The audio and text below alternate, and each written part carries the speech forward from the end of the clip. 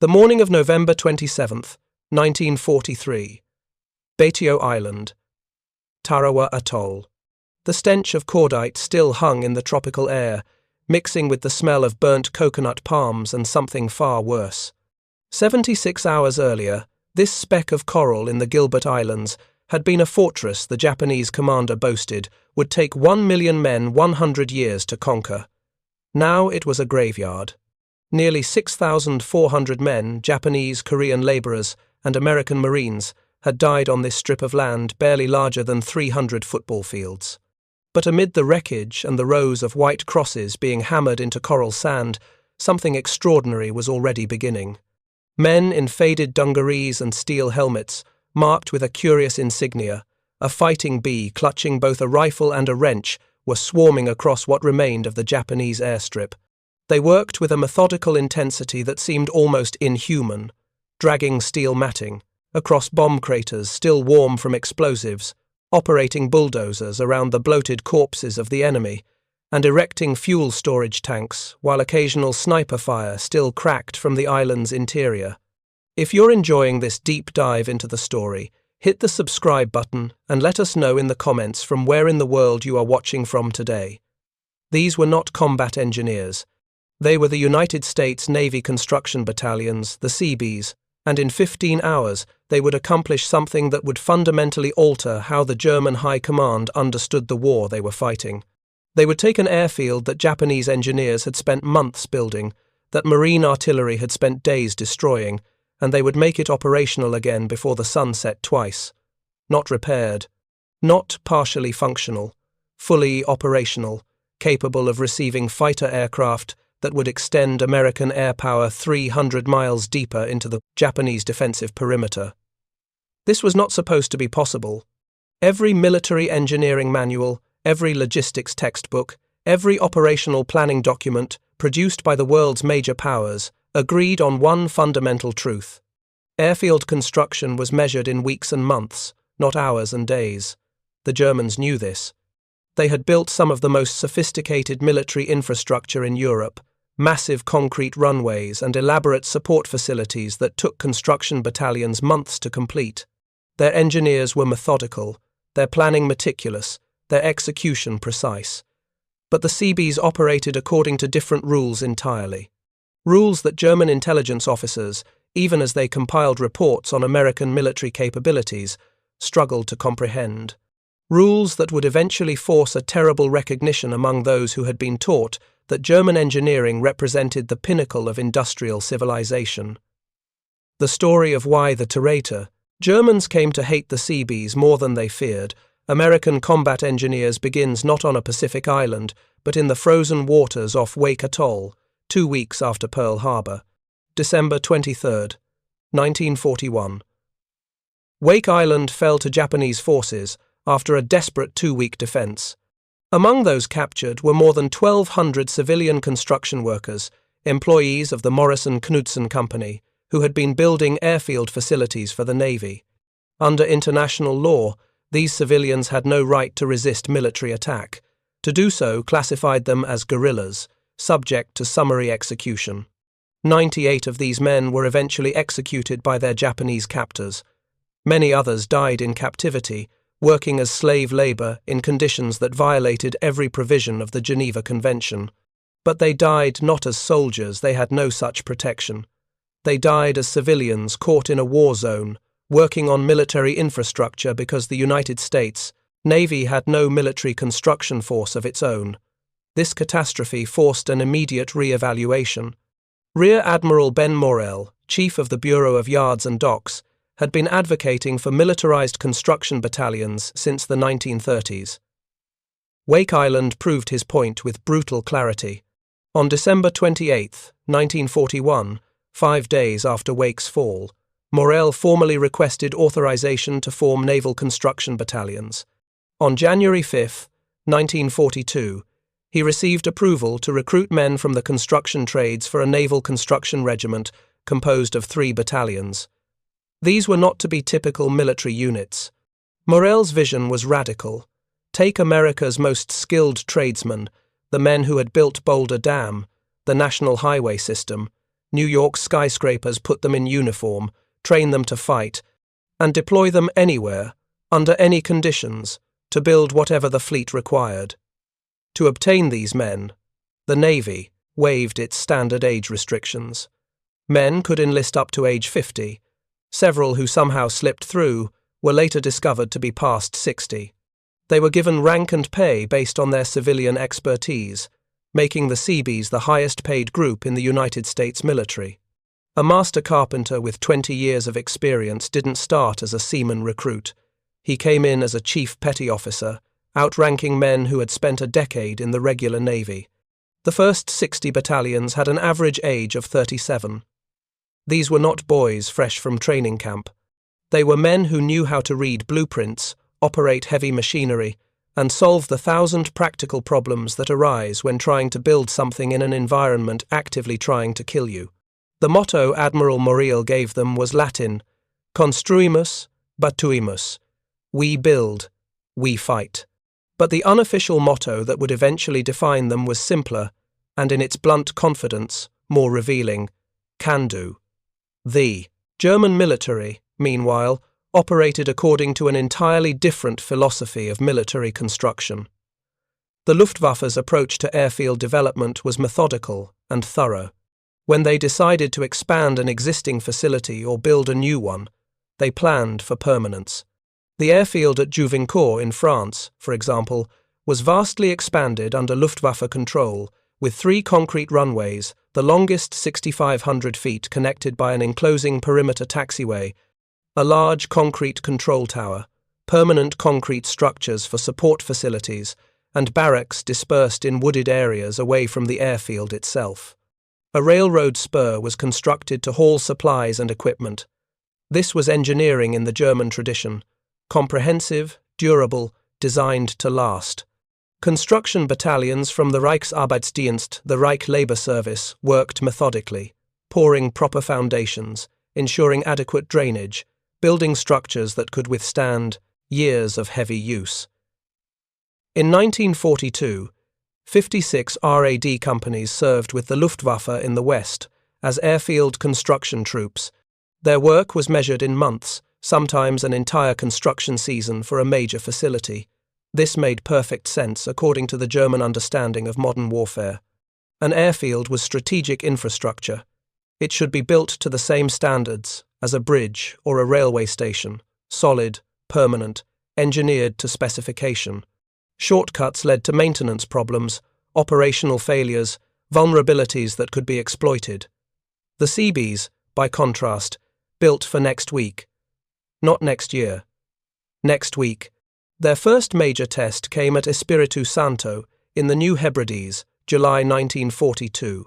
A small detachment of the 3rd Construction Battalion was rushed from Effate Island with orders that seemed impossible. Build a bomber strip capable of launching attacks against Guadalcanal.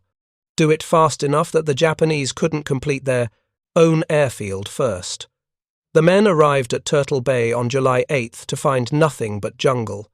No infrastructure, no cleared land, no existing facilities of any kind. They were given 20 days. They had 6 tractors, 2 scrapers, 1 grease truck, 1 petrol wagon, 3 weapons carriers, and a generator.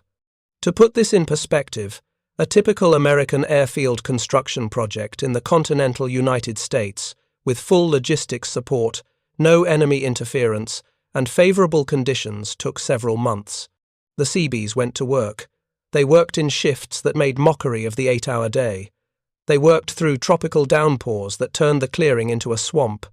They worked under the knowledge that every day of delay gave the Japanese more time to fortify Guadalcanal, to make it impregnable, to turn the Solomon Islands into a fortress from which to strangle the supply lines to Australia. On July 28th, exactly 20 days after they started the first fighter, squadron landed on a 600-foot airstrip carved from virgin jungle. The next day, a squadron of B-17 flying fortresses touched down.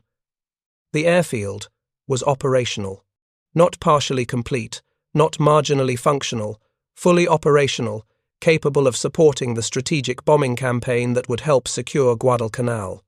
15 hours after the Seabees began work, Fighters were landing. 15 hours, not 15 days. Pilots were touching down on a runway that had been a battlefield that same morning, refueling from tanks the Seabees had erected while bodies were still being cleared from the tree lines, taking off again to provide air cover for the fleet still anchored offshore. At Kwajalein Atoll, in the Marshall Islands, the Seabees transformed an idyllic coral formation into a major fleet anchorage and aviation facility. At Saipan, even as fighting continued on the northern end of the island, Seabees had the captured Aslito Airfield operational within 4 days. Not repaired operational, capable of handling the B-29 superfortresses that would soon be launching 1,000-plane raids against the Japanese home islands. The speed was pathological. It violated every known principle of construction management. There were no proper surveys, no soil testing, no environmental impact studies, no careful coordination between subcontractors. There was coral, steel matting, bulldozers, and men who had spent their entire adult lives building things under deadline. Men who understood that fighter aircraft circling overhead with dwindling fuel gauges represented a deadline more absolute than any construction contract. At Tinian Island, the Seabees built what became the largest airfield in the world. 4 runways, each 8,500 feet long, capable of handling 1,000 B-29 bombers. The construction took place even as Marines were still clearing Japanese holdouts from caves in the island's northern cliffs.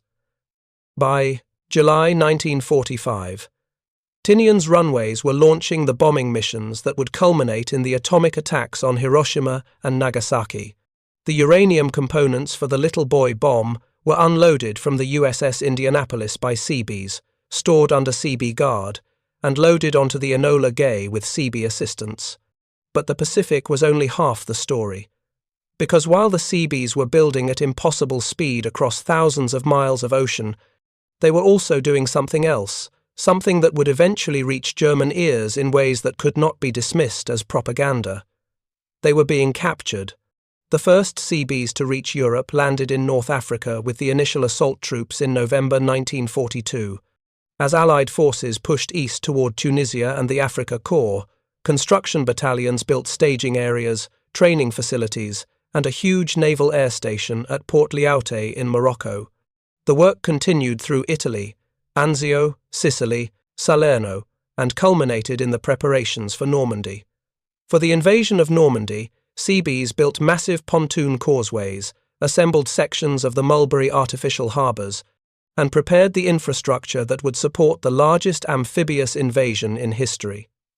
After D-Day, Seabee units crossed into France and Germany itself. Construction battalion maintenance units 6, 27, 628, and 629 were tasked with facilitating the crossing of the Rhine. And in Bremen, in April 1945, Seabees were flown in to repair damaged buildings and the power grid for the Allied occupation force. Making Bremerhaven harbour operational fell to them as well. By August, the battalion had completed its work and was back in England, closing out naval construction force operations in the Atlantic Theatre. Some of these men were captured during the confused fighting of the Bulge and the final German offensives. Others were taken when small units were overrun during the rapid advances and retreats that characterized mobile warfare in Western Europe. They ended up in the same POW camps as regular Army and Air Force personnel, stalags and oflags, scattered across Germany and occupied territories. And they talked. Of course, they talked. POWs always talk, especially construction workers, whose entire professional identity revolves around explaining how they built something, solved a problem, overcame an obstacle. German intelligence officers conducting routine interrogations of American prisoners began hearing stories that seemed designed to damage morale through transparent exaggeration. Airfields built in days. Harbours constructed in weeks. An entire airbase, hangars, runways, fuel storage, barracks erected in less time than it took a German construction battalion to pour a proper foundation. The interrogators noted these claims in their reports with appropriate skepticism. Prisoners exaggerated. Americans, especially, had a tendency toward boastfulness. These claims would be filed, analyzed, and presumably dismissed. Except for one problem. The claims kept being corroborated by aerial reconnaissance. German intelligence had, by mid-1944, developed sophisticated capabilities for monitoring Allied construction activities. Luftwaffe reconnaissance aircraft, when they could penetrate Allied air defenses, photographed American bases and supply depots. The photographs told a story that German engineering officers found genuinely difficult to accept. Islands that had been virgin jungle on one reconnaissance pass would appear on the next pass, sometimes only days later, with operational airfields. Not crude landing strips. Full airfields with proper runways, taxiways, revetments for aircraft dispersal. The photographs showed fuel farms, ammunition bunkers, Quonset hut complexes, even baseball diamonds and recreation facilities. The timeline was impossible. A typical German airfield construction, the project took 3 to 4 months under favourable conditions. The Luftwaffe had construction companies that specialised in this work. They knew the requirements: proper surveying, soil preparation, drainage systems, concrete mixing and pouring, curing time, finishing work. Even using forced labour from concentration camps, which the Luftwaffe did extensively by 1943 and 44, the process could not be significantly accelerated without compromising structural integrity. And yet the Americans were doing it, over and over. The photographic evidence was undeniable. If you find this story engaging, please take a moment to subscribe and enable notifications. It helps us continue producing in-depth content like this. Reports from the Eastern Front added another layer to the picture. German officers who had served in Russia and were then transferred west noted that Soviet construction methods, while crude, were at least comprehensible. The Soviets used massive amounts of labor, simple materials, and accepted high failure rates. Soviet airfields were often little more than leveled earth, functional in dry weather, but turning to impassable mud during spring thaws or heavy rain. The Americans built differently. Their airfields worked in all weather. The steel matting they used, Marston matting or pierced steel planking, could be laid directly over prepared earth and would support heavy bombers in conditions that would ground aircraft on conventional runways. The matting itself was prefabricated, shipped in sections, and assembled on site. It was, German engineers realized, essentially an industrialized runway, not built from raw materials, but manufactured in factories and installed like a piece of machinery. This was a fundamentally different approach to military infrastructure. The Germans built airfields the way they built everything else carefully, thoroughly, with proper German engineering. The Americans manufactured airfields in Detroit, assembled them wherever they were needed.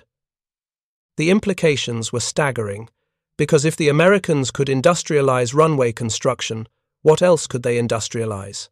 And more to the point, what did it mean that they had the industrial capacity to produce these prefabricated components in quantities sufficient to build hundreds of airfields across 2 oceans?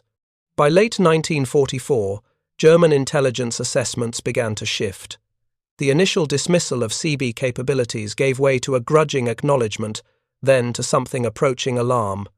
Documents captured after the war reveal a German military leadership struggling to comprehend an enemy that operated according to rules they had not anticipated. A typical assessment might note that American construction speeds were approximately 10 times faster than equivalent German operations. But this clinical language concealed a more disturbing reality, because the speed differential wasn't the result of Americans working 10 times harder or being 10 times more skilled. It was the result of Americans having access to construction equipment and prefabricated materials in quantities that German units could not imagine. A single Seabees battalion, roughly 1,000 men deployed with more heavy equipment than an entire German construction regiment. Bulldozers, graders, scrapers, cranes, concrete mixers, portable sawmills, electrical generators, water pumps, pile drivers.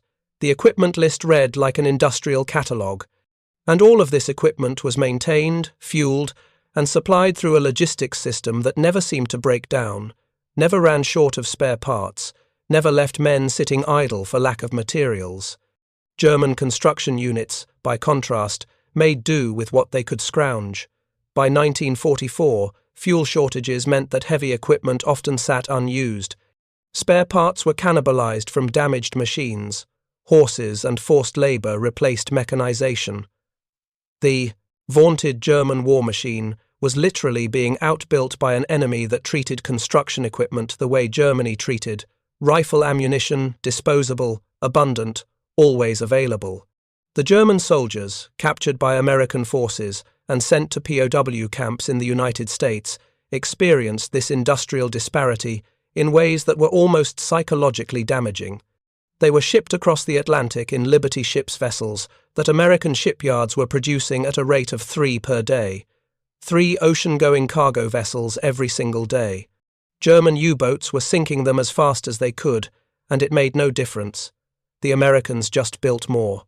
Upon arriving in America, the comfort of the Pullman train cars that transported prisoners to camps amazed the Germans, as did the country's size and its complete absence of bomb damage. The camps themselves were built to Geneva Convention standards, which meant they were better than many German military barracks. Prisoners received the same rations as American troops. They were paid for their labor. They could purchase items from camp canteens that included luxuries German civilians had not seen in years. One prisoner, years later, recalled his first meal in an American POW camp: fresh bread, real butter, beef, vegetables, fruit, milk, coffee. He had not seen food like this since before the war. He assumed it was a special welcome meal designed to impress new arrivals. Then he received the same meal the next day, and the day after that. This was not propaganda. This was the standard American military ration, allocated to prisoners under the Geneva Convention's requirement that POWs receive treatment equivalent to the captor nation's own forces. The psychological impact of this abundance cannot be overstated. These were men who had been taught that Germany represented the pinnacle of European civilization, that German industrial might was unmatched, that the war was a struggle between German efficiency and the clay, decadent, mongrel Americans who could never match true Aryan organizational prowess. And then they saw Nebraska, Kansas, Texas, endless fields of wheat being harvested by machines that did the work of 100 men, highways stretching to horizons, filled with civilian traffic, personal automobiles that Germans associated with the wealthy elite owned by ordinary American farmers, factories that ran 3 shifts, producing weapons and equipment and consumer goods simultaneously, never slowing, never stopping. One German officer, captured in France and sent to a camp in Colorado, later wrote about watching American guards casually discard partially smoked cigarettes. In Germany, a cigarette was a luxury item, smoked to the absolute stub, the tobacco carefully preserved. Americans threw them away half-finished. He realized that this small gesture represented something profound about the war's inevitable outcome. An army that could be casual about waste was an army that had already won. But perhaps the most psychologically devastating realization came not from what German prisoners saw in America, but from what German commanders observed in the field. Because by early 1945, the Seabees were no longer just building behind the front lines. They were building while the fighting was still ongoing. At Iwo Jima, Seabees landed with the Marines and immediately began repairing the airfield, even as Japanese artillery continued to shell the runways. They filled bomb craters under fire, operating bulldozers while machine gun rounds sparked off the blades. When they finished a section of runway, Marine corsairs would land, refuel, rearm, and take off again, all while the battle for the island's northern caves was still raging. German combat engineers had occasionally performed similar work, emergency repairs under fire, temporary bridges thrown across rivers while under observation. But this was different. This was not emergency repair work. This was construction. The Seabees were not fixing damaged infrastructure. They were creating new infrastructure faster than the Japanese could destroy it. At Okinawa, 16,000 Seabees and Army engineers supported the invasion, organized into 11 regiments and 4 brigades. The scale was difficult to comprehend. 16,000 construction workers operating as a coordinated military force, building the infrastructure to support an invasion force of 183,000 combat troops. German officers who survived the war and wrote memoirs occasionally touched on this realization. One former Wehrmacht logistics officer noted that by 1944, his unit spent more time trying to maintain existing infrastructure than building new facilities. Roads needed constant repair. Bridges destroyed by Allied bombing had to be replaced with temporary spans. Airfields required continuous maintenance because there were no materials for proper resurfacing. Meanwhile, American forces were building entire bases in less time than it took German engineers to fill potholes. The full dimensions of what the Seabees represented became clear to German military intelligence only in the final months of the war, when the Reich itself was collapsing and there was no longer any point in maintaining illusions. The reports compiled in those desperate weeks reveal a military leadership finally confronting a truth they had spent years refusing to accept. The Americans had not merely outproduced Germany, they had outthought Germany at the most fundamental level of industrial warfare. A captured German logistics analysis from February 1945, found in Wehrmacht archives after the war, contains a remarkable passage. The anonymous author, likely a staff officer responsible for construction planning, attempted to calculate what would be required for Germany to match American construction capabilities in a single theatre of operations. His conclusion: it would require diverting essentially the entire Reich labor service, along with most available heavy equipment, to a single front. And even then, German forces would achieve perhaps 30% of American construction output. The mathematics were brutal. The United States had built more than 300 advanced bases across the Pacific alone, each requiring airfields, harbors, fuel storage, ammunition depots, hospitals, and housing for thousands of men. The Seabees had constructed 111 major airstrips, 441 piers, 2,558 ammunition magazines, 700 square blocks of warehouses, hospitals capable of serving 70,000 patients, and storage tanks for 100 million gallons of gasoline. Germany, fighting a two-front war, struggled to maintain the infrastructure it already possessed. But the disparity went deeper than mere numbers. What truly separated Seabee construction from German military engineering was not just speed or scale, but philosophy. The Germans built for permanence because their military doctrine assumed that captured territory would be held, that airfields and bases represented strategic investments that would pay dividends over years of occupation.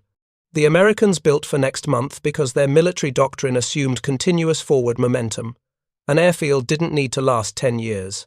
It needed to last until the front moved 500 miles forward and the airfield was no longer strategically relevant. Then you abandoned it and built a new one closer to the enemy. This approach, temporary, disposable, overwhelming infrastructure, was possible only for a nation with such massive industrial overcapacity that it could treat entire military bases as consumable resources. It was the construction equivalent of the American approach to ammunition: fire so much that accuracy becomes less important than volume. Build so many airfields that the loss of player, any individual facility, is tactically irrelevant. German military planners, trained in a tradition that prized efficiency and conservation of resources, found this approach almost offensive. It violated fundamental principles of military economy, and yet it worked. It worked so effectively that by early 1945, Luftwaffe commanders were advising bomber crews not to waste ordnance attacking American airfields in the Pacific.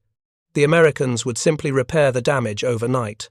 Better to target the aircraft themselves, or the fuel depots, or the ammunition stores, anything except the runways, which the Seabees could restore faster than German bombers could destroy them. There is a particular irony in the fact that the Seabees construction workers, not frontline combat troops, became objects of German strategic concern. But this irony reveals something essential about the nature of industrial warfare in the 20th century. The decisive battles were not always fought by infantrymen and tank crews. Sometimes they were fought by men operating bulldozers and concrete mixers, by logistics officers, ensuring that steel matting and aviation fuel reached forward positions, by industrial planners in Detroit and Pittsburgh, who figured out how to manufacture portable runways and prefabricated Quonset huts and all the other components of temporary military infrastructure.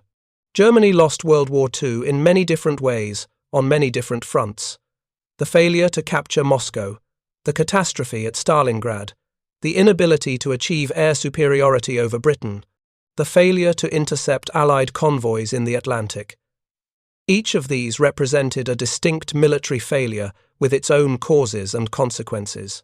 But underlying all of them was a more fundamental failure: Germany's inability to match American industrial production, and the Seabees were the visible manifestation of that industrial disparity, the proof that America could not only produce more weapons than Germany, but could deploy construction capabilities that made German military engineering look primitive by comparison. Consider what this meant for German soldiers fighting in the field. Every airfield they destroyed would be rebuilt, every bridge they demolished would be replaced, every harbour they sabotaged would be repaired. The Americans had effectively industrialized resilience.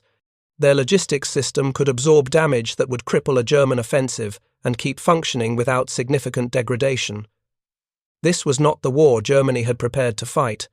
German military doctrine, inherited from Prussian traditions and refined through the experiences of World War I, emphasized maneuver, concentration of force, and the destruction of enemy capabilities through precise application of violence. The Blitzkrieg was the ultimate expression of this philosophy. Bypass strong points, penetrate deep into enemy territory, destroy command and control infrastructure, and force surrender through psychological shock rather than grinding attrition. It was a doctrine designed for fighting European powers with similar industrial limitations and similar vulnerabilities.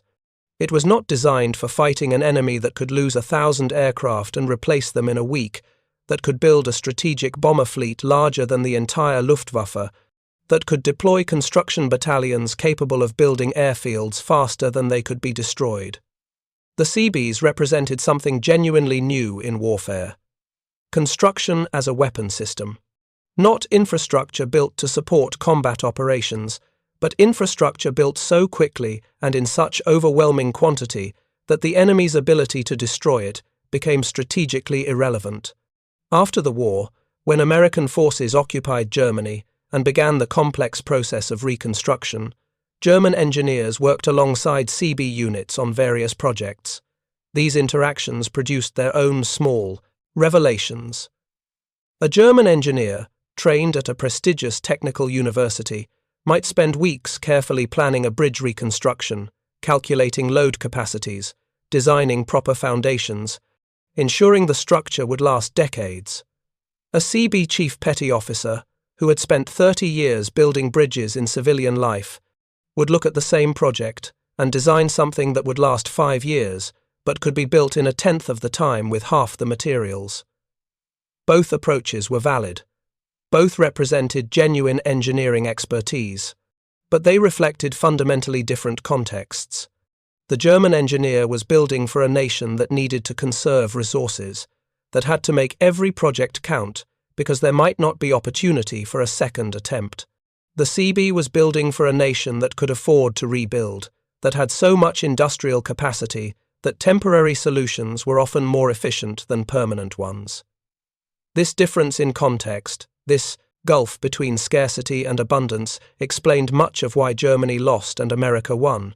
Not because German soldiers were less brave or less skilled, not because German equipment was inferior, but because the war had evolved into a contest of industrial systems, and the American system was operating at a scale that German planners had never imagined possible.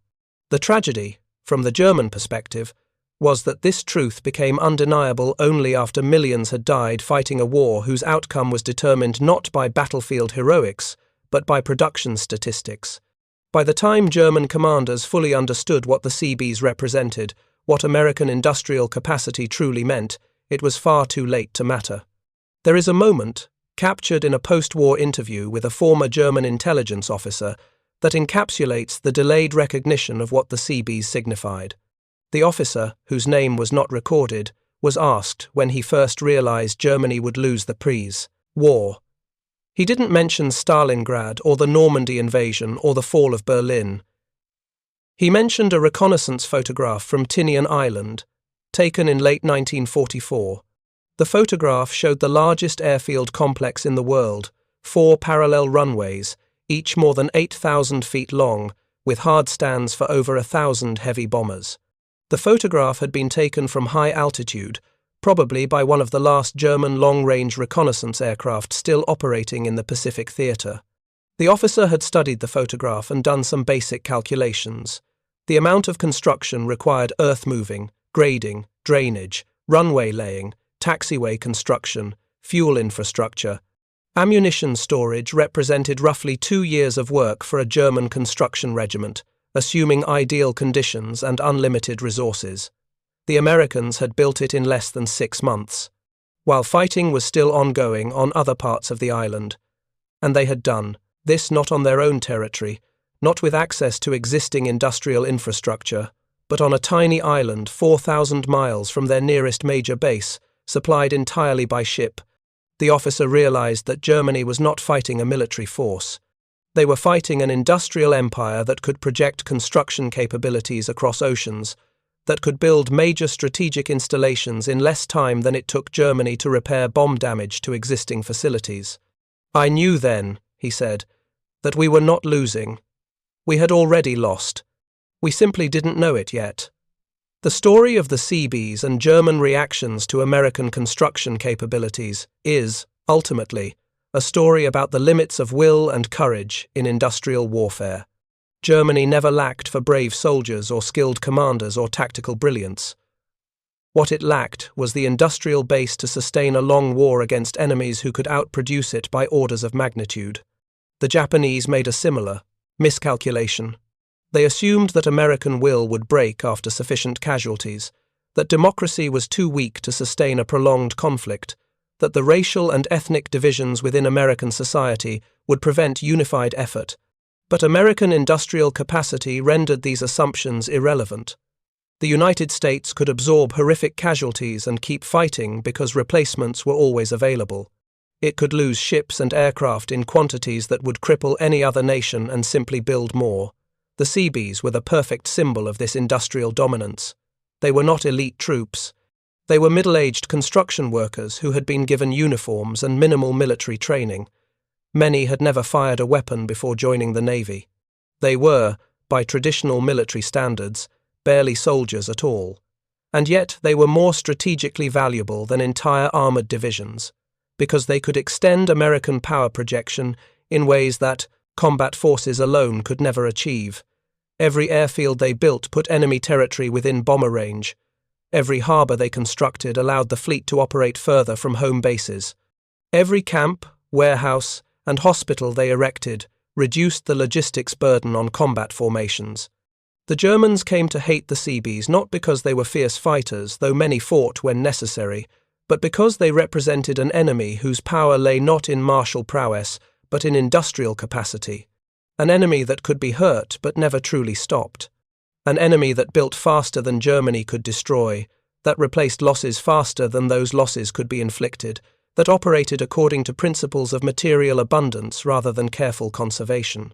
This was the nightmare scenario for German military planners, an enemy impervious to traditional military pressure because it existed on a fundamentally different scale of industrial power.